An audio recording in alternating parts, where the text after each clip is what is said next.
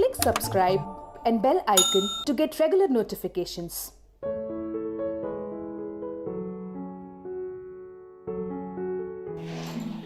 నమస్కారం అండి. నా పేరు పద్మజ. మా బాబు సాయి సందీప్ లాక్డౌన్ అనేసి మా ఊరు వస్తూ ఉంటే కోదాడలో యాక్సిడెంట్ అయింది.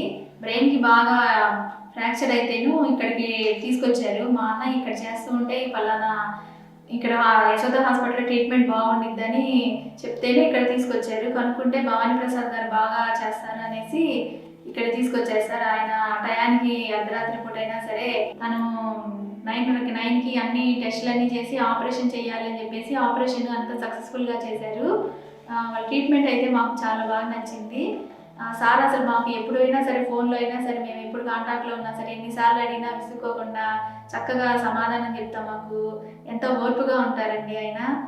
మా బాబు మే 8న ఆపరేషన్ జరిగింది.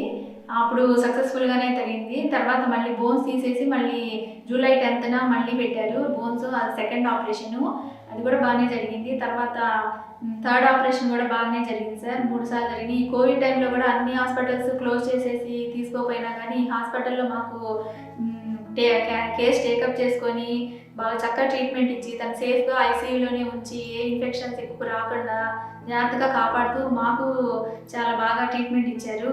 ప్లాస్టిక్ సర్జన్ మురళీమోహన్ సార్ కూడా మాకు చాలా బాగా అది చేశారు. ఆపరేషన్ సక్సెస్ఫుల్గానే చేశారు. వాళ్ళకి నేను చాలా ధన్యవాదాలు చెప్పుకుంటున్నాను.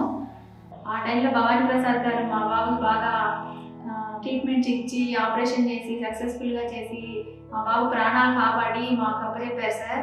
ఆయనకి మేము ఎంతో కృతజ్ఞతలు తెలియజేసుకుంటున్నాము. దానికి యశోద హాస్పిటల్స్కి అందరికీ చాలా ధన్యవాదాలు.